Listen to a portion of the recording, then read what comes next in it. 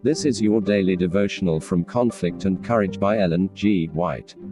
Today's devotion title is, She Kept Her Promise. 1 Samuel 1:1-18.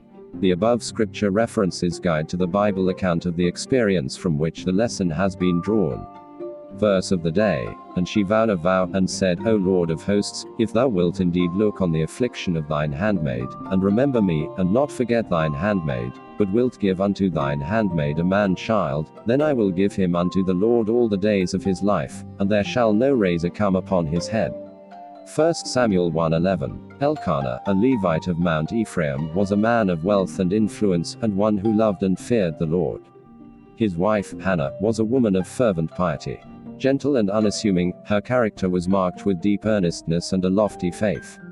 The blessing so earnestly sought by every Hebrew was denied this godly pair. The home was not gladdened by the voice of childhood, and the desire to perpetuate his name led the husband, as it had led many others, to contract a second marriage. But this step, prompted by a lack of faith in God, did not bring happiness. Sons and daughters were added to the household, but the joy and beauty of God's sacred institution had been marred and the peace of the family was broken. Peninnah, the new wife, was jealous and narrow-minded, and she bore herself with pride and insolence. To Hannah, hope seemed crushed and life a weary burden, yet she met the trial with uncomplaining meekness. The burden which she could share with no earthly friend she cast upon God.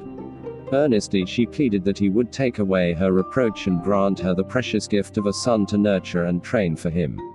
And she made a solemn vow that if her request were granted, she would dedicate her child to God, even from its birth. Hannah's prayer was granted, she received the gift for which she had so earnestly entreated.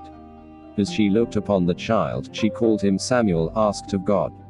As soon as the little one was old enough to be separated from its mother, she fulfilled her solemn vow.